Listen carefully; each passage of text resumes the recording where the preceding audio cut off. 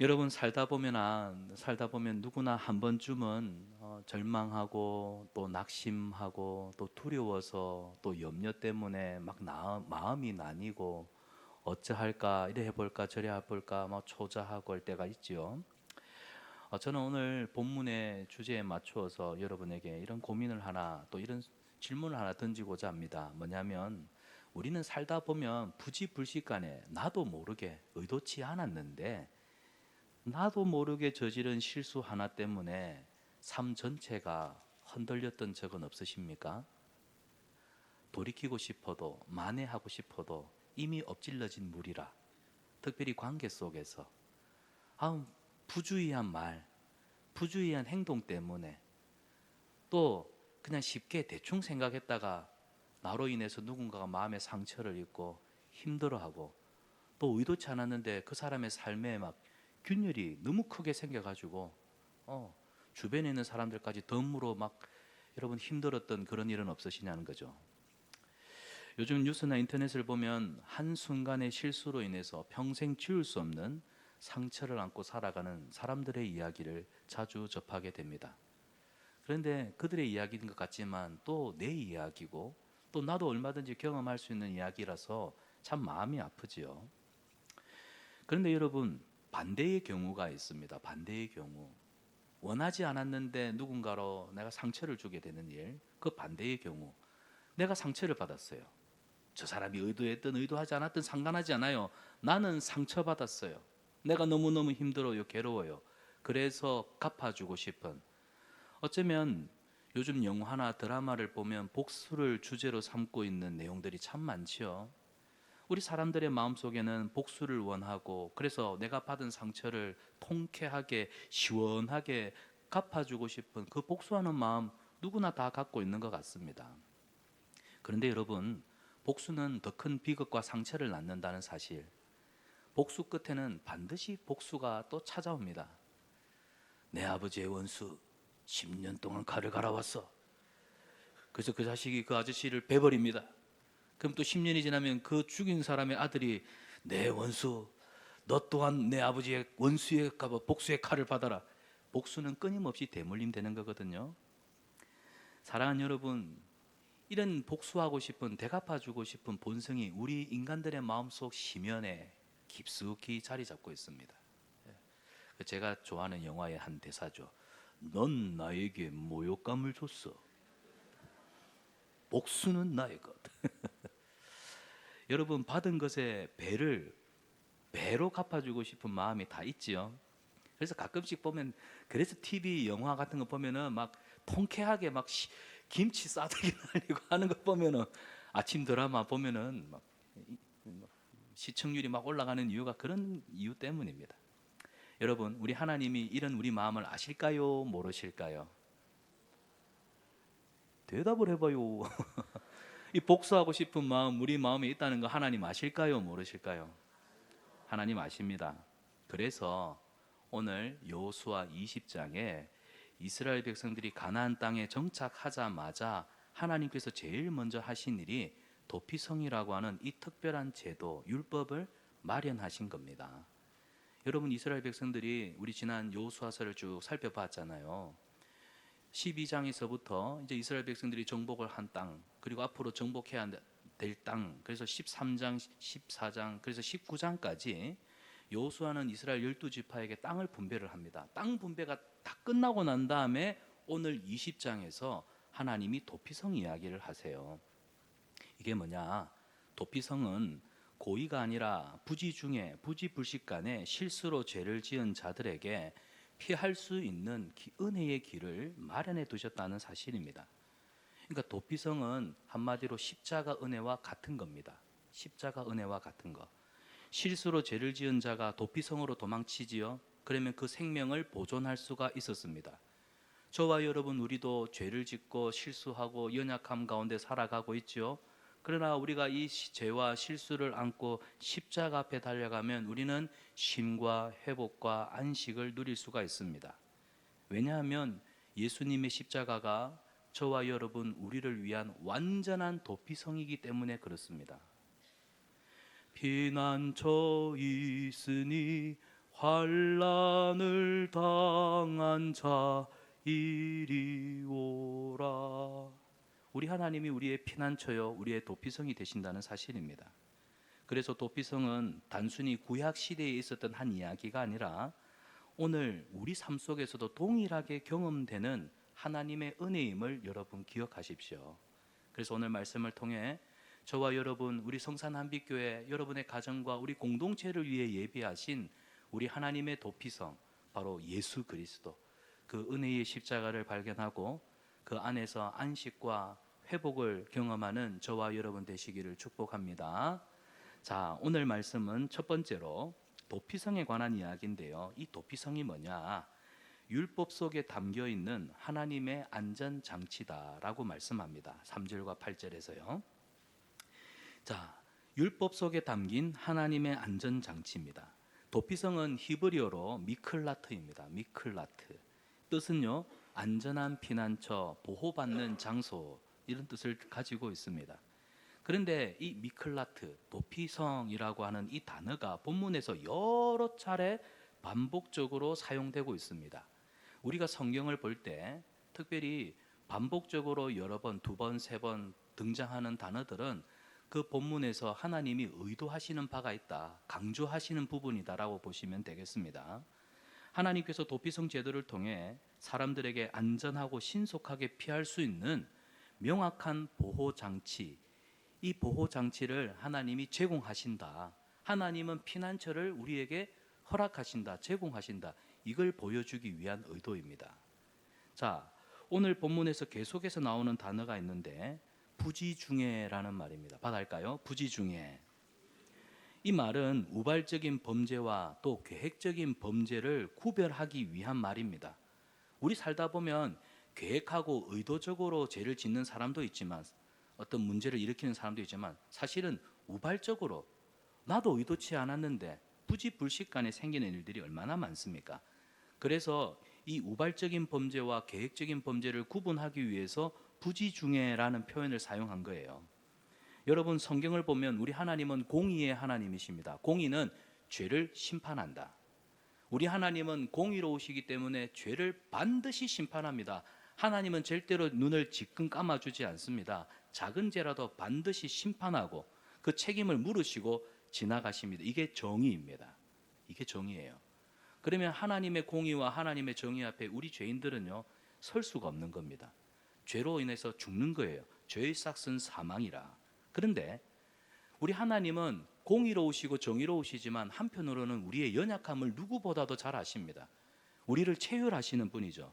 그래서 하나님은 공의에 앞서 우리에게 뭘 베푸시냐면 긍휼과 자비를 베풀어 주시는 분이십니다.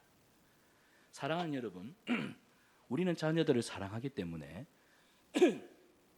내 자녀가 잘못된 말과 생각과 행동을 일삼으면 우리는 자녀들을 사랑하기 때문에 어떻게 합니까? 그 죄를 그냥 눈 감아 주나요? 아니죠. 그 자녀의 잘못된 행동을 교정을 합니다. 교훈하고 책망하고 매를 들어서라도. 그래서 그 잘못에 대한, 죄에 대한 책임을 묻습니다. 근데 그것으로 끝이 납니까? 그렇게 하는 아버지의, 어머니의 마음을 자녀들에게 체벌 후에 나누어 주죠. 사랑하기 때문에. 그래서 자녀에게 매를 들고 나면 더 마음 아파하고 힘들어하는 엄마 아빠의 그 어깨 너머에 흐느끼는 모습을 보고 자녀들은 아, 엄마 아빠가 나를 사랑하는구나, 그 긍휼과 자비를 느낄 수가 있는 겁니다. 하나님의 공의는 죄를 심판하시지만 그러나 자비와 긍휼을 통해 우리를 사랑하시는 사랑이 완성된다는 사실을 기억하시길 바랍니다. 그래서 하나님이 연약해서 죄 지을 수밖에 없는 우리를 아시기 때문에 실수로 범죄한 자들을 위해 도피성을 마련하셨고, 이 도피성을 통해 하나님의 자비, 하나님의 긍휼하심을 경험케 하셨던 겁니다. 할렐루야. 자, 그러면 오늘 성경을 보시면 8절과 9절에 보면 7절과 8절입니다. 이 도피성은 그냥 무작위로 선정되지 않았습니다. 지리적, 지형적, 아주 특별히 준비된 장소였습니다.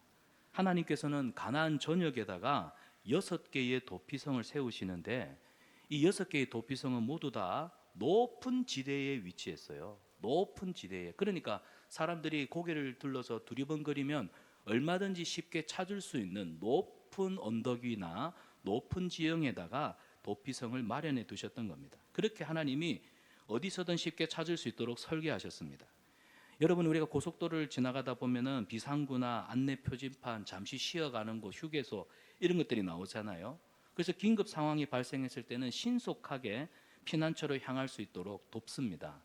하나님이 도피처를 높은 언덕 위에 세워두신 이유도 바로 그러한 섬세한 배려였던 것이죠.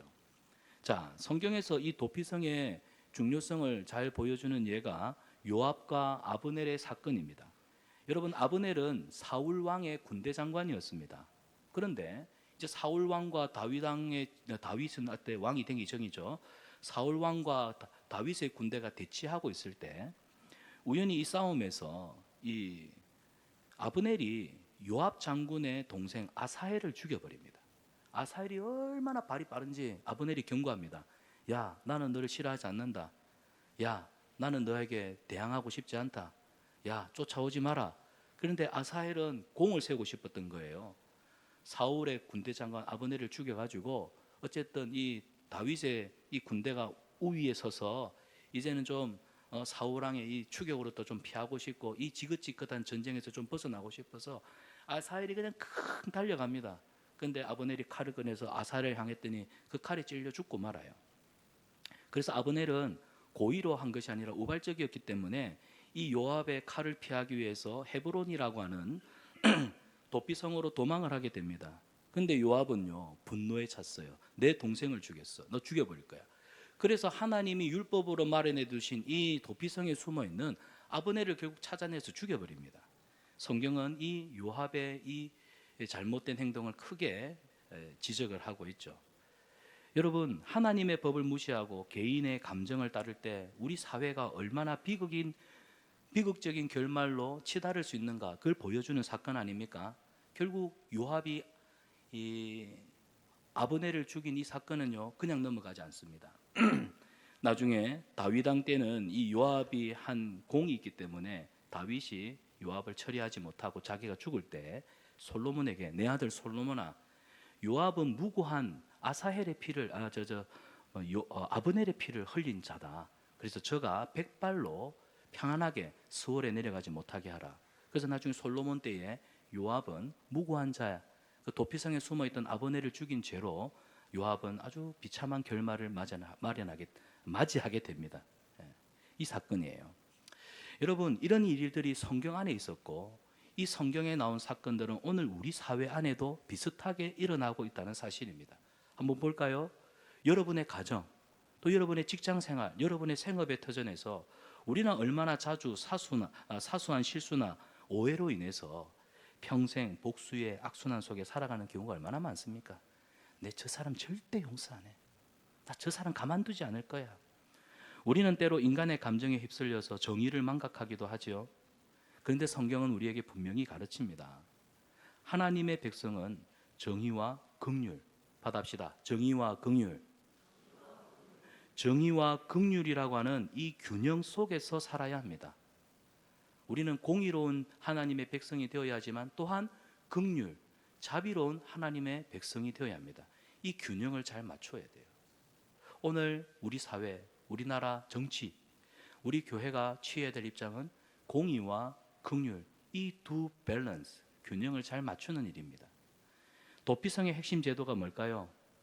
하나님의 자비는 결국 인간이 얼마든지 실수할 수 있다. 인간의 실수마저도 품는 겁니다. 그리고 다시 시작할 수 있는 기회를 주는 거, 이게 도피성의 핵심 원리입니다. 그래서 이런 도피성의 제도를 통해서 하나님이 보여주시는 하나님 나라의 원리는 뭘까요? 두 번째 기회를 주는 겁니다. 두 번째 기회, second chance. 여러분, 인간은 누구나 다 실수하고 잘못할 수 있습니다. 여러분, 인간은 누구나 다 실수하고 잘못할 수 있습니다. 옆 사람한테 이렇게 하시오. 그럴 수도 있습니다. 우리 성도들은 늘 그런 말 했으면 좋겠어요. 그럴 수도 있습니다. 괜찮습니다. 왜요? 우리는 인간이거든요. 하나님 아니잖아요. 누가 예수님입니까? 실수합니다. 잘못할 수 있습니다. 옛날에 그 어떤 드라마였는데 그 신라의 그 미실, 고현정 씨가 미실로 나와가지고 사람은 실수할 수 있습니다. 아, 저 사람 참 관대하다 이랬는데 갑자기 칼을 싹 꺼내더니 자기 신복을 탁 죽이면서 그래요. 하지만 나 미실의 사람은 실수하면 안 됩니다. 어이구 무섭더라. 여러분, 뭐 실수 안 하는 사람은 누가 있습니까?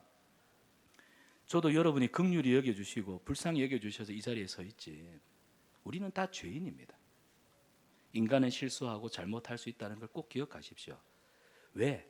그래서 하나님은 보세요, 한 번의 실수로 그 사람을 영원히 정죄하지 않지 않습니까? 넌 죄인이야, 넌 쓰레기야, 나가! 아니잖아요. 우리도 이 삶의 원리를 실천해야 됩니다. 그게 신앙생활 아닙니까? 그거 하려고 우리 예수 믿는 거 아닙니까? 그거 하려고 교회 왔잖아요. 우리가 서로에게 자비와 용서를 베풀고 실수로 인해서 상처받은 이들에게 다시 기회를 주는 거, 두 번째 기회를 주는 거, 이게 하나님의 사랑을 맛본 사람이고 하나님의 은혜를 아는 자들입니다. 여러분, 배가 폭풍 속에 침몰해 가고 있습니다. 그때 필요한 게 뭘까요? 그렇죠? 구명조끼입니다. 여러분, 구명조끼는 사람을 살리는 마지막 희망 아닐까요? 도피성이 그렇다는 거예요. 우리 인생의 폭풍 속에서 우리의 인생이 잠식되어져 갈 때 하나님께서 준비하신 생명의 구명조끼가 바로 이 도피성입니다.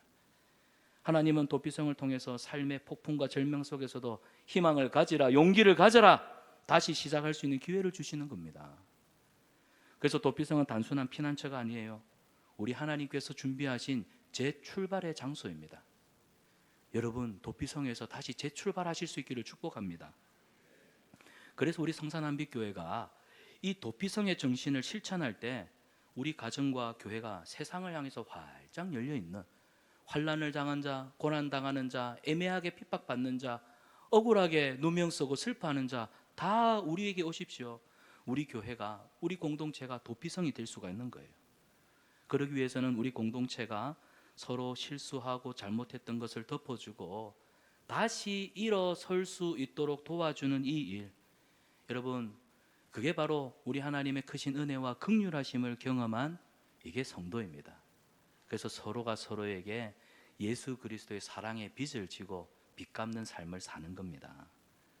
우리 어른들이 그런 말 하죠. 사랑받아 본 놈이 사랑할 줄 알고 용서를 받아본 사람만이 진정한 용서를 베풀 수 있다고요. 여러분은 진정한 용서를 받아봤습니까? 안 받아봤습니까? 받아봤습니까? 안 받아봤습니까? 받았지요. 누구한테 받았습니까? 진짜입니까? 여러분, 하나님께로부터 진정한 용서 받은 거 여러분 고백하십니까? 믿으십니까? 이건 믿으셔야 합니다. 이거 못 믿으면 신앙생활이 위태위태합니다. 우리는 받았단 말이에요. 그렇기 때문에 얼마든지 용서할 수 있는 사람으로 변화된 줄 믿습니다. 우리는 이미 예수님 안에서 용서를 아는 자들이고 구원의 그 기쁨을 아는 자들입니다. 난 저 사람 절대 용서 못해, 저 사람만큼은 내가 가만두지 않을 거야. 그러면 여러분, 우리 하나님께서 주신 구원의 기쁨과 감격이 없어요. 매여요. 앞으로 나아가지를 못해요. 사랑하는 여러분, 오늘 우리 이 시간부터 용서하고, 그럴 수도 있지, 저 사람 나한테 상처 줬는데 나도 누군가한테 상처 줄 수 있다는 걸 기억하고, 그래서 긍휼과 자비의 하나님을 닮아가는 저와 여러분 되시길 축복합니다. 그래야 다시 일어설 기회가 필요한 자들에게 소망을 줄 수 있습니다. 그래서 우리를 하나님이 앞서 구원받은 자녀로 또 우리가 도피성이 되는 삶을 살기를 원하십니다. 우리 성산한빛교회 사랑 안에서 사람을 살리는 교회, 그게 무슨 말이겠습니까? 오늘 표현으로 하면 도피성이 되는 거예요. 영혼을 구원하는 구원의 방주, 생명을 구원하는 생명의 구조선, 우리 교회가 하나님 앞에 이 위대한 사명 감당하길 축복합니다. 자, 두 번째로, 오늘 이 도피성은 그냥 도피성이라고 하는 어떤 제도로 끝나지 않습니다. 이게 기가 막힌 게 있어요. 이 도피성이 예수 그리스도와 연결이 된다는 사실입니다. 그래서 이 구약의 도피성 제도가 신약의 예수 그리스도와 어떻게 연결되는지를 한번 살펴보기를 원합니다. 예수님이야말로 우리의 영원한 도피성이 되십니다. 믿습니까? 우리 같이 한번 읽어봅시다. 예수 그리스도 우리의 영원한 도피성. 시작. 할렐루야. 오늘 도피성 제도 가운데 가장 중요한 요소 중에 하나는 대제사장의 죽음입니다. 6절을 보십시오. 그 살인자는, 여기는 이제 우발적 살인자입니다. 부지 중에 부지불식간에 아브넬처럼 그냥 의도치 않았는데 살인한 사람입니다. 그 살인한 사람은 회중 앞에서 재판을 받든지 아니면 그 당시 대제사장이 죽기까지 그 도피성이 있는 곳에 성읍에 거주하다가 그 후에 대제사장이 죽고 나면 그 후에 이 우발적 살인자는 그 성읍, 곧 자기가 도망하여 나온 자기 집, 자기 고향, 자기 성읍으로 돌아갈 수가 있게 되는 겁니다. 자, 여기서 강조되는 핵심은 대제사장의 죽음입니다.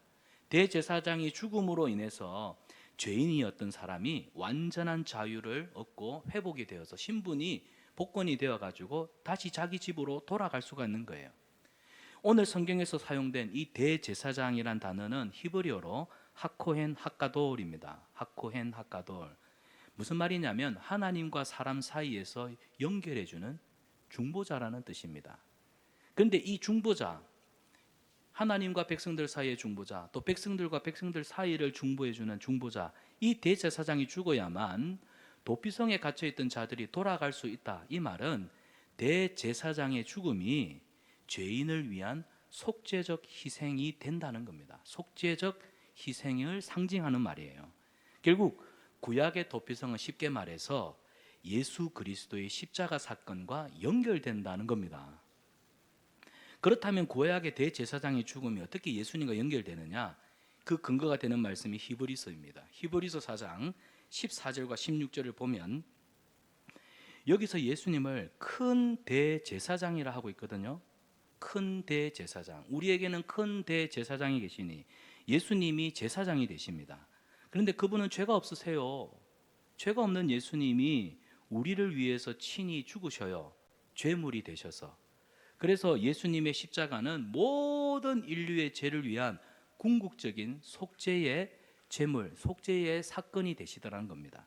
따라서 도피성에 있던 자들이 대제사장이 죽음으로 인해서 자유를 얻었던 그 시대의 제도처럼 우리도 신약에 와서는 대제사장이신 예수님의 죽으심으로 인해 죄와 사망의 권세에서 완전하게 자유를 얻게 된 것입니다. 이게 구약의 도피성과 신약의 예수 그리스도가 연결이 되는 것이고, 도피성은 앞으로 오실 예수 그리스도의 그림자인 거죠. 예수님이 오시면 환난을 당한 자 살아났지, 예수님이 오시면 너희도 죄에서 자유케 될 거야. 그걸 보여주는 사건이란 거죠. 자, 그리고 오늘 본문에서 또 우리가 중요하게 살펴야 되는 두 번째 단어가 도망하다입니다. 받합시다. 도망하다. 이 히브리어로는 누스라고 하는 단어입니다. 급박한 위험에서 벗어나서 신속히 안전한 장소로 떠난다는 의미를 가지고 있는데요. 이 누스, 도망하다, 이 말은 우리에게 영적인 의미가 있습니다. 어떤 영적인 의미가 있냐면, 여러분, 우리가 죄를 짓잖아요. 우리 죄 있잖아요, 죄. 우리는 우리 죄로 죽어야 합니다. 죄의 삭은 사망이요. 우리는 다 태생적으로 죄인입니다.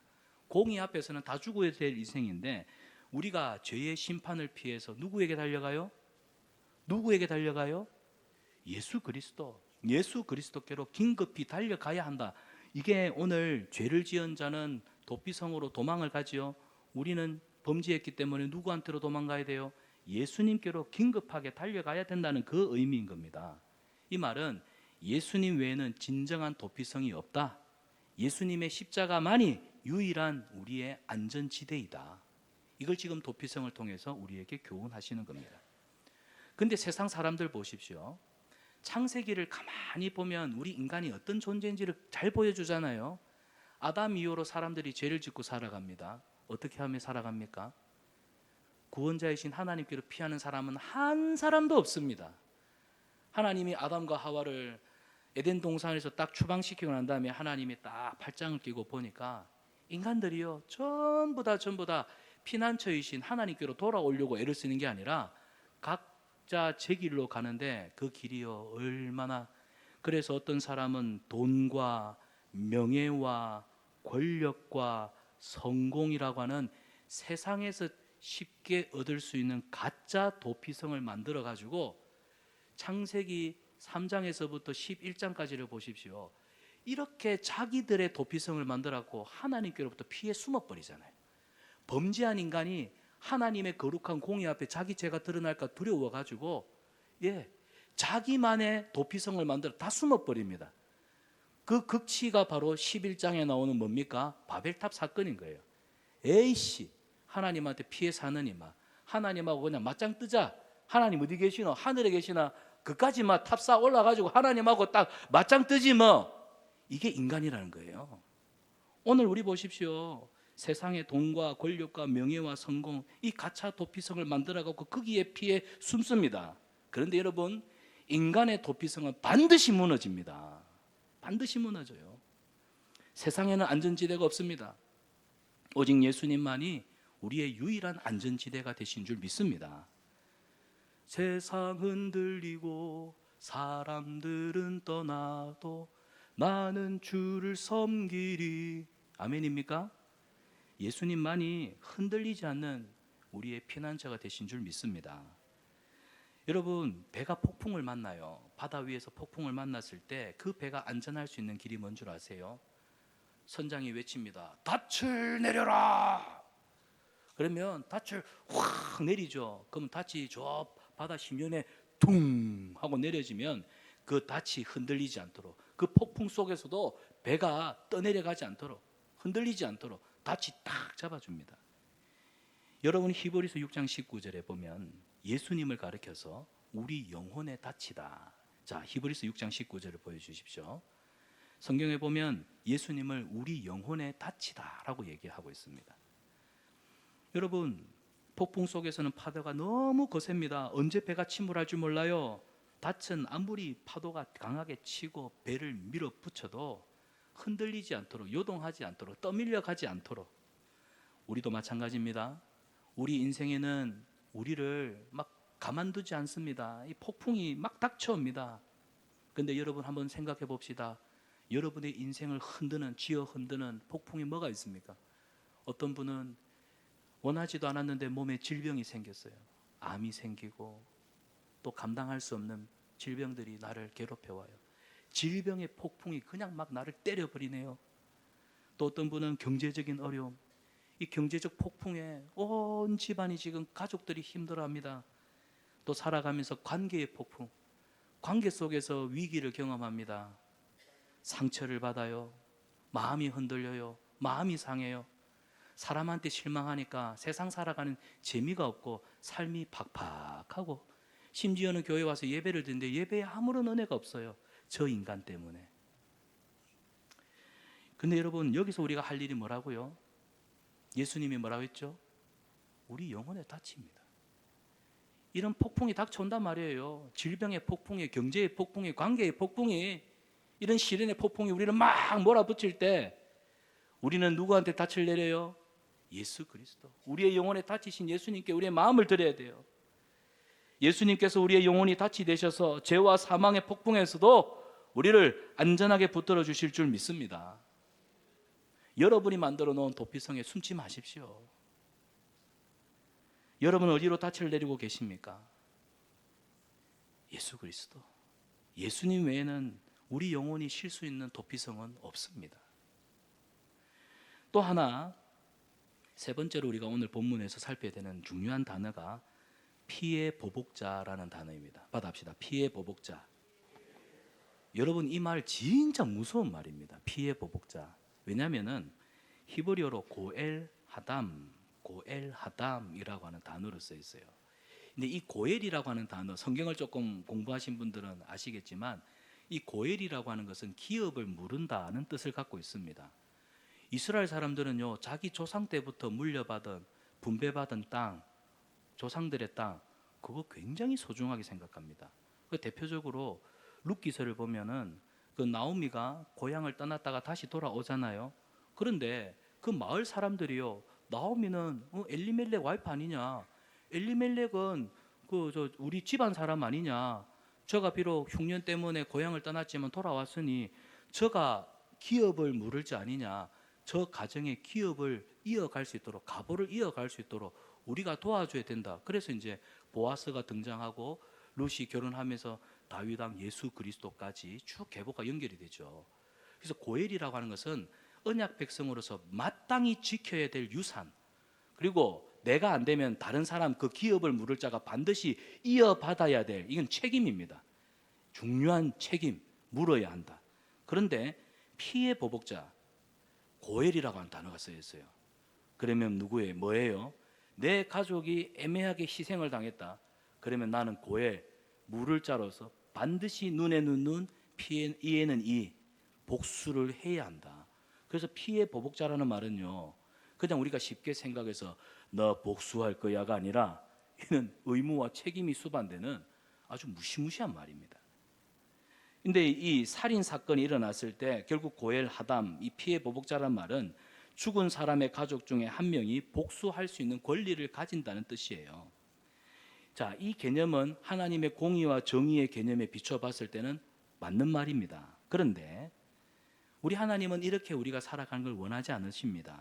놀랍게도 우리 하나님은 예수님을 통해서, 예수님이 우리가 죄를 지었으니까 예수님이 우리한테 너 죄니까 죽어, 예수님이 우리에게 피의 보복자로 오시던가요? 질문을 드리면 답을 해야겠죠. 예, 다시요. 예수님이 범죄한 영혼은 죽을지니라 하셨으니까 죄의 삭은 사망이다. 그래서 예수님이 이 땅에 오실 때 피의 보복자로 우리 죄값을 어떻게 합니까? 우리 피의 보복자로 예수님이 우리를 찾아오셨습니까? 아니지요. 예수님은 피의 보복자로 우리에게 오신 게 아니라 그분은 놀랍게도 우리가 우리 죄를 져야 되는데 우리 죄를 대신할 자로 오셨다는 사실입니다. 이게 성경이 우리에게 보여주는 참 이해할 수 없는 모순이지만 진리라는 사실입니다. 우리가 받아야 할 심판과 죽음을 예수님이 대신 담당하셨습니다. 그래서 아이러니하게도 예수님의 십자가는요, 죄의 삭은 사망이요 하고는 하나님의 공의가 있고, 그럼에도 불구하고 우리는 죄인이나 우리를 긍휼히 여기시고 사랑하시는 하나님의 자비, 이 정말 섞일 수 없는 물과 기름과 같은 이 두 상반된 개념이 충돌하는 장소가 십자가라는 거예요. 그래서 죄의 삭은 사망이요, 죄 때문에 죽어야 돼요. 누가? 내가 죽어야 되는데 우리가 안 죽고 누가 죽었어요? 예수님이 공의의 심판당하신 장소가 십자가고, 그리하여 죄로 인하여 마땅히 죽을 우리가 하나님의 긍휼과 자비의 대상이 되어버렸네요. 예수님의 십자가 때문에. 그래서 십자가는 우리 편에서는 자비와 긍휼을 보여주는 이 두 개념이 충돌한 장소가 십자가였다는 사실입니다. 그래서 십자가는 그냥 단순히 기독교를 상징하는 게 아니라 죄가 얼마나 무섭고 두려운 것인가를 우리로 하여금 상기시키고, 그리고 그 죄 앞에 죽을 우리를 살리신 하나님의 은혜와 사랑을 깊이 경험하는, 그래서 십자가가 우리의 영혼의 피난처인 줄 믿습니다. 구약 시대의 이 도피성이 그 예수 그리스도 오실 십자가를 예표하는 그림자였다는 사실이에요. 사랑하는 여러분, 오늘 우리는 이 놀라운 십자가 도피성의 원리를 마음에 새기고 살아가기를 축복합니다. 우리가 이 진리를 마음에 새기고 살아갈 때 세상은 우리를 통해서, 우리 교회를 통해서, 여러분의 가정을 통해서 살아있는 도피성 예수 그리스도를 보게 될 줄 믿습니다. 예수님이 우리의 참된 도피성 되심을 내가 누리고 우리 주변에 예수님을 알지 못하는 자들에게 나누어 흘려보내는 축복의 통로 되시기를 축원합니다. 세 번째로, 이제 이 도피성이 예수 그리스도와 연결이 된다면 결국 이 도피성은 결국 교회와도 연결이 됩니다. 그래서 세 번째 제목을 교회, 이 땅의 도피성으로 부르심을 받다. 우리 같이 한번 제목 읽어보겠습니다. 시작. 아멘. 여호수아 시대에 세워진 도피성은요, 하나님께서 이 땅에 세우시게 될 교회의 모습을 미리 보여주는 겁니다. 그리고 교회가 어떤 사명을 가지고 있는가를 보여주는 아주 좋은 예입니다. 교회는 이 세상에 하나님의 긍휼과 자비를 나타내는 살아있는 도피성인 줄 믿습니다. 우리는 교회의 이런 본질을 바르게 알고 살아야 된다는 겁니다. 사도 바울도 에베소서 1장 23절에 교회를 그리스도의 몸이라고 했죠. 몸이 한 부분이 아프면 어떡합니까? 온 몸이 그 아픔을 느끼고 반응하지 않습니까? 교회의 모습도 이러해야 합니다. 여러분, 교회는 완전한 사람들이 모이는 곳이 아닙니다. 옆 사람 보세요. 눈을 한번 보세요. 눈이 맛이 갔는지 한번 보세요. 받아합시다. 교회는 완전한 사람들이 모이지 않는다. 저도 여러분이 좋게 봐주니까 사람이 괜찮아 보이지, 저 별로 저도 맛이 살 같습니다. 근데 여러분, 우리는 인생길에서 넘어지고 다친 사람들, 교회는 그런 사람들이 찾아와서 회복을 얻고 아까 두 번째 기회, 다시 일어날 수 있는 힘을 얻는 곳이 교회입니다. 팀 켈러 목사님이 그런 말을 했어요. 교회는 어려운 사람들의 박물관이 아니다. 그럴듯한 사람들, 완전한 사람들 모셔서 막 박물관에 전시해 놓은 것처럼, 그게 아니라 교회는요, 죄인들을 위한 병원이다. 죄인들을 위한 병원입니다. 병원. 이 말이 우리에게 주는 도전이 크죠. 하나님께서 도피성의 위치를 어디서나 쉽게 갈 수 있도록 전략적으로 어디에 배치해 두셨죠? 벌써 이사부습니까? 어디다 도피성을 세웠대요? 높은데, 잘 보이는데, 언덕 위에. 우리 성산한빛교회는요, 높은데, 언덕 위에, 창원에서도 제일 오름직한 동산 위에. 이거는 하나님의 섭리가 있는 겁니다. 성산한빛교회는 이 창원을, 경남을 구원하는 도피성이 되라. 아멘입니까? 예? 하나님께서 전략적으로 도피성을 배치하셨죠. 교회도 세상 중심에서 상처 입은 사람들이 얼마든지 접근 가능한 그런 곳이 되어야 됩니다. 여러분, 응급실을 보면요, 응급 환자들이 그냥 들어옵니다. 의사들이 어떻게 합니까? 당신 돈 얼마 법니까? 당신 직업 뭡니까? 아빠 죽어가는데 막 깨워가지고 막 그래 안 하잖아요. 응급 환자 들어오면 일단은 가능성이 있는지 없는지 보고는 그냥 가능성 있는 환자 같으면 그냥 집어넣어가지고 바로 수술하지 않습니까? 여러분, 사람을 살리고 치료하는 게 급선무입니다. 교회는 병원이에요. 응급실입니다. 어떤 사람이 오든 배경이나 조건, 물론 이 사람이 이단인 거는 살펴야 됩니다. 또 목사님이 묻지도 말고 따지지도 말고 받으라 했더니 신천지도 받고, 그러면 안 되고요. 이단은 받지 마십시오. 이단은 오면은 저한테 보내주세요. 제가 교화를 시켜서. 우리는 사람의 배경이나 조건을 따지지 않고 모든 영혼을 받아주는, 그래서 회복의 은혜를 베풀어주는 그런 곳이 되어야 합니다. 그래서 우리 성산한빛교회 성도님들께 권면합니다. 연약한 자들을 위해서 교회 문턱을 낮춥시다. 새가족, 우리 교회에 하나님이 새가족들을 보내주십니다. 그런데 끼리끼리 하는 문화는요, 결국 새가족들이 교회에서 왔는데도 교회에서조차 환영받지 못해요. 여러분, 새가족들이 우리 교회 오면 환대받을 수 있도록, 아이고 김 집사 미안, 일단 새가족부터 어떻게 한다고요? 아유 집사님 반갑네, 잠깐만 새가족부터. 그래서 새가족을 환대하는 우리 교회 되기를 원합니다. 또 우리 교회 안에 상처받고 실수한 이들이 안전하게 찾아올 수 있도록 도피성이 되어 주십시오. 어떤 성도가 그런 말을 하더라고요. 교회에서조차 용서받지 못하면 어디서 용서받습니까? 참 이 말을 들으니까 마음이 아파요.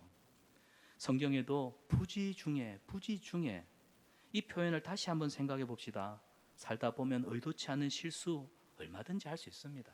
그걸 포용하고 또 용서하는 것, 물론 의도를 가지고 하는 것과는 다르겠죠.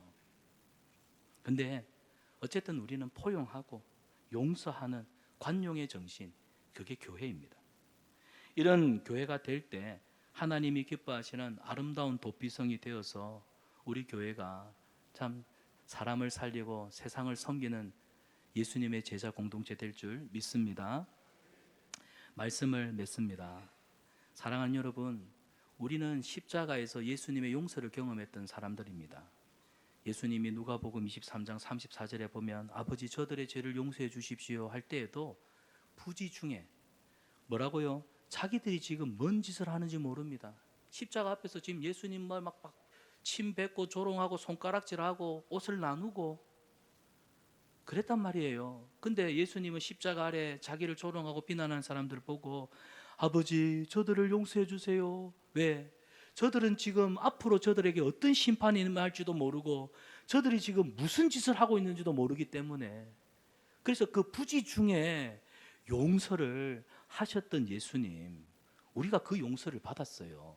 그러므로 예수님의 제자라면 부지 중에 실수한 내 형제 자매, 그럴 수도 있지요. 괜찮아요. 이런 모습이 얼마나 괜찮잖아요. 여러분, 그럴 수도 있어요. 그럴 수도 있어요. 도피성은요, 정죄의 장소가 아니라 보호의 장소입니다. 우리 교회 성도도 눈이 떠가지고 공의의 하나님, 아모스의 하나님, 정의를 물같이 공법을 하수같이 막 정죄하고 다니는 우리 교회는 정죄하는 장소가 아니라 우리는 보호하는 도피성입니다. 그래서 우리 성산한빛교회가 두 번째 기회를 제공하는 그런 공동체 되기를 축복합니다. 한 번 실수로 끝나는 삶이 아니라 다시 일어날 수 있는 은혜. 그래서 도피성의 정신으로 살아갈 때 우리 교회는 이 시대의 진정한 도피성이 되는 교회가 될 것입니다.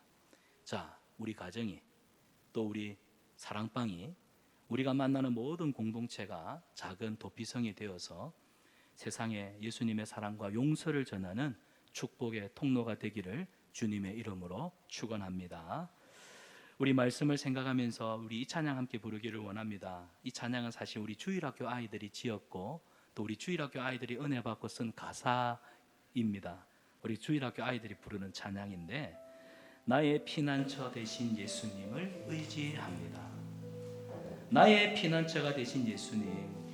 참 우리가 죄인이다 보니까 남한테 허물과 또 실수도 하고, 심지어는 그 죄 때문에 하나님 앞에서 우리가 얼마나 많은 죄를 짓고 살아갑니까?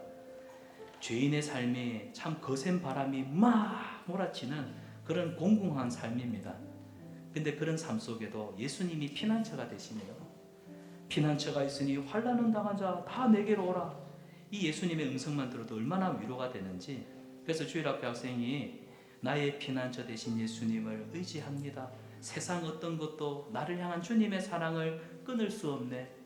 예수님을 사랑합니다. 그래서 이제 내가 주님의 영광 위에, 주님의 교회 위에, 주님의 나라 위에 써주세요 라고 하는 찬양인데, 오늘 말씀을 우리가 마음에 새기고 생각하면서 우리 찬양으로 찬양한 후에 하나님 앞에 기도하는 시간 갖도록 하겠습니다. 나의 피난처 예수, 나의 피난처 예수 의지해요. 나의 피난처 예수 의지해요. 나의 가는 길에 거센 바람 몰아쳐와도 나의 피난처 예수 의지해요. 우리 예수님이 피난처가 되십니다. 나의 피난처가 되신 나의 피난처 예수 의지해요. 나의 피난처 되신 예수님, 나의 피난처 예수 의지해요. 나의 가는 길 거센 바람 몰아쳐와 나의 가는 길에 우리 믿음으로 고백합시다. 나의 피난처 되신 예수님을 의지합니다. 나의 피난처 예수. 우리 주님 앞에 손을 들고 고백합시다. 나는 영원히 주님을 사랑합니다. 나는 영원히 주님 사랑해요. 믿음으로 고백합시다. 나는 주님을 사랑합니다. 주님 사랑해요. 세상 어떤 것도 나를 향한 주님의 사랑을 끊을 수 없습니다. 아멘. 끊을 수 없네. 나는 영원히 주님 사랑해요. 아바 아버지, 아바 아버지, 나를 사랑하시니 나의 모든 것 주께 드려요.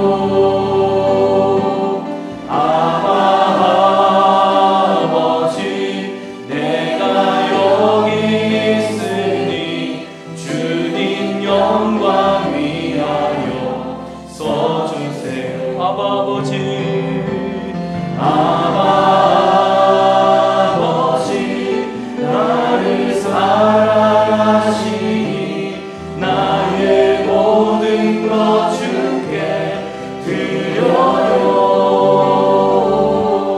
아바 아버지, 내가 여기 주님의 교회 위하여, 주님 교회 위하여 우리 한 번 더 고백합니다. 아바 아버지, 아버지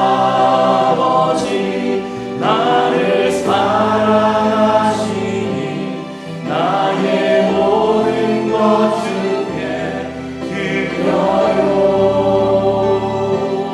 아버지 내가 주님의 나라 위하여 우리를 써주시기 바랍니다. 주님 나라 위하여 써주세요. 사랑하는 여러분, 우리 믿음으로 이 시간 결단하며 기도합시다. 우리는 피난처 대신 예수 그리스도 안에 사랑과 은혜와 용서와 긍휼과 자비하심을 이미 맛보았고, 우리는 피난처 대신 예수님 안에 있는 자들입니다. 우리 성산한빛교회가 그런 교회 되기를 축복합니다. 죄와 절망 속에서 헤매이는 영혼들이 얼마나 많습니까? 주여, 우리 교회를 통하여 참된 구원과 회복을 경험할 수 있게 하여 주시옵소서. 우리 교회가 주님의 용서와 회복을 맛본 은혜의 공동체가 되어 상처받고 지친 영혼들을 품는, 세상을 치유하는 진정한 영적 도피성 교회의 사명을 감당할 수 있도록 주여 우리를 써 주시옵소서. 우리 믿음으로 한번 주여 부르짖고 기도하겠습니다. 주여, 살아계신 우리 하나님 아버지, 은혜를 감사합니다. 오늘 우리가 주님 앞에 섰습니다. 주여, 우리의 영원한 도피성이신 주님을 의지합니다. 주님을 신뢰합니다. 죄와 절망 속에 헤매는 영혼들, 아버지 하나님, 우리 성산한빛교회가 저들에게 힘을 주어 저들에게 다시 일어설 수 있는 기회를 제공하는 은혜의 교회가 되기를 원합니다. 우리가 먼저 십자가 안에서 은혜와 사랑을 경험한 자들이 되게 하여 주시고, 아버지 하나님, 우리가 용서와 회복을 경험한 하나님의 백성으로 공동체로서 아버지 하나님, 세상 가운데 상처받고 지쳐있는 영혼들을 품고 저들을 치유하는 영혼의 도피성이 되는 귀한 교회가 되게 하여 주시옵소서. 주여, 이 일에 우리를 사용하여 주시고 이 일에 우리 하나님의 영광을 나타내는 귀한 교회로 세워지게 하여 주시옵소서. 주님 도와주시옵소서. 사랑하는 하나님, 예수 그리스도만을 내 삶의 유일한 도피성으로 삼게 하시고 세상에 흔들리지 않는 오직 주님의 긍휼과 사랑을 따라 살게 하여 주시옵소서. 우리 교회가 용서와 치유의 도피성 되게 하여 주시옵소서. 예수님의 이름으로 기도드리옵나이다. 아멘.